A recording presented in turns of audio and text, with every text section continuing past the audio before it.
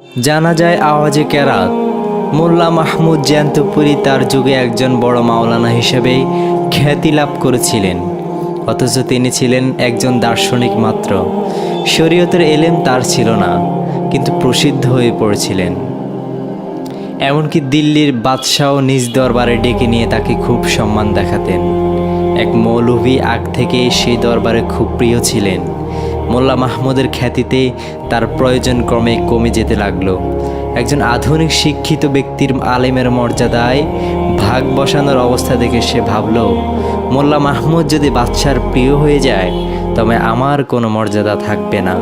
তাই কিভাবে বাদশার কাছে প্রমাণিত করা যায় যে মোল্লা মাহমুদ আলেম নন, সে চেষ্টায় থাকলো। একদিন এক জানাজায় আসলো। সবাই আগ্রহ ভরে নবাগত মাওলানা মোল্লা মাহমুদকে জানাজায় ইমামতি করতে দাঁড় করিয়ে দিল। মৌলভী সাহেব তার হিংসা চেপে রেগে পেছন থেকে এগিয়ে এসে মোল্লা মাহমুদের কানে কানে বলে দিল, জানাজায় লোক বেশি হয়েছে, দূরের লোক যেন শুনতে পায়, কেরাত একটু জোরে পড়বেন। মোল্লা মাহমুদ আল্লাহু আকবার বলে জানাজায় নিয়ত বেঁধে জোরে জোরে সূরা, কেরাত ইত্যাদি পড়তে শুরু করে দিলেন। পিছনের লোকজন নামাজ ছেড়ে দিয়ে হইচই শুরু করে দিল। কে সে? জানাজায় নামাজও পড়াতে জানে না, জানাজার নামাজে উচ্চ আওয়াজে সূরা কেরাত পড়তে শুরু করে দিয়েছে ইত্যাদি।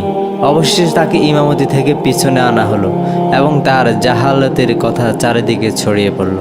শিক্ষা আধুনিক শিক্ষিত লোকজন হক্কানি আলেমের তুলনায় আধুনিক শিক্ষিত লোকদের বেশি মর্যাদা দিয়ে থাকে।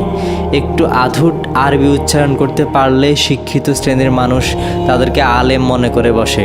এটি যে তাদের অনধিকার চর্চা তা ভেবে দেখে না।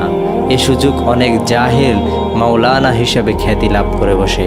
আল্লাহ তাআলা আমাদের সবাইকে এই কথাগুলোর উপর বুঝার এবং আমল করার তৌফিক দান করুক। আমিন।